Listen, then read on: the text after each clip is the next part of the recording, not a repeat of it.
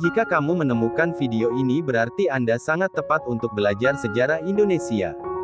Sebelum kita lanjut ke materi, jangan lupa like dan subscribe agar saya dapat mengembangkan materi selanjutnya. Proses integrasi Nusantara.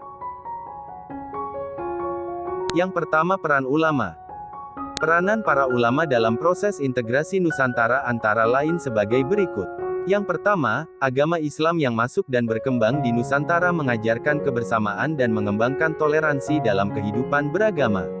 Kemudian yang kedua, Islam mengajarkan persamaan dan tidak mengenal kasta-kasta dalam kehidupan masyarakat. Dan terakhir, konsep ajaran Islam memunculkan perilaku ke arah persatuan dan persamaan derajat. Ulama menduduki posisi penting dalam masyarakat Islam tidak hanya sebagai figur ilmuwan yang menguasai dan memahami ajaran-ajaran agama, tetapi juga sebagai penggerak, motivator dan dinamisator masyarakat ke arah pengembangan dan pembangunan umat. Para ulama juga berperan dalam bidang politik, ekonomi, sosial, budaya, pendidikan, dan sebagainya.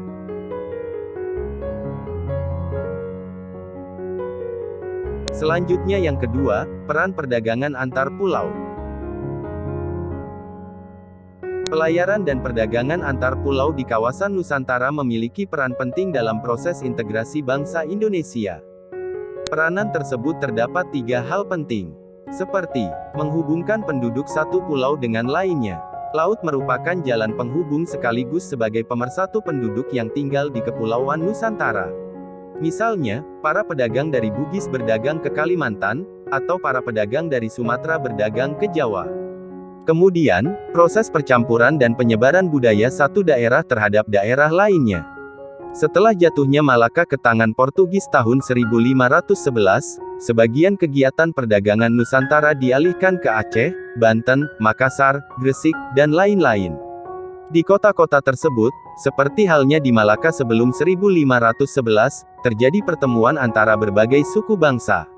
Dari pertemuan itu, terjadilah pertukaran pengalaman, pengetahuan, dan adat istiadat yang berbeda-beda.